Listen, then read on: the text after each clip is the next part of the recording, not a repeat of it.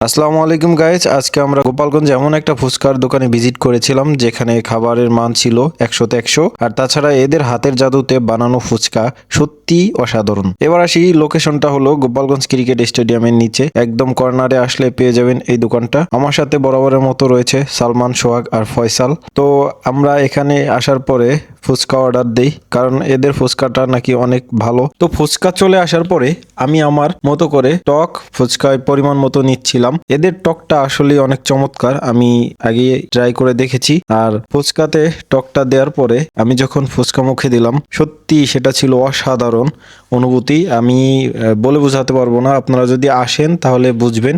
ভাই জীবনে অনেক জায়গায় চটপটি ফুচকা খাইছি, কিন্তু এটা একটু ডিফারেন্স, একটু আলাদা, একটু ইউনিক আর কি।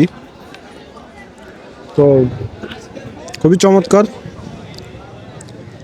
আমি যেহেতু ফুচকাটা ট্রাই করছি, তো গোপালগঞ্জের বেস্ট ফুচকাটাই আমি খাচ্ছি, আর আমার কাছে এইটাই মনে হয়েছে। আপনাদের কাছে কেমন মনে হয়েছে কমেন্ট বক্সে জানিয়ে দিবেন। আর এইখানে সোহাগ টকের প্রেমে পড়ে গেছে, সে টক তো মদ মনে করে খাচ্ছে আর খাচ্ছে। যারা এখন পর্যন্ত আসেননি তারা আসবেন, এদের ফুচকাটা কেমন কমেন্ট বক্সে জানিয়ে দিবেন। আর ভিডিওটি যদি ভালো লেগে থাকে তাহলে লাইক করুন, কমেন্ট করুন, শেয়ার করুন, আর আমাদের পেজে ফলো দিয়ে সাথেই থাকুন। তো বন্ধুরা, দেখা হচ্ছে পরবর্তী ভিডিওতে। সে পর্যন্ত সবাই ভালো থাকুন, সুস্থ থাকুন। আল্লাহ হাফেজ।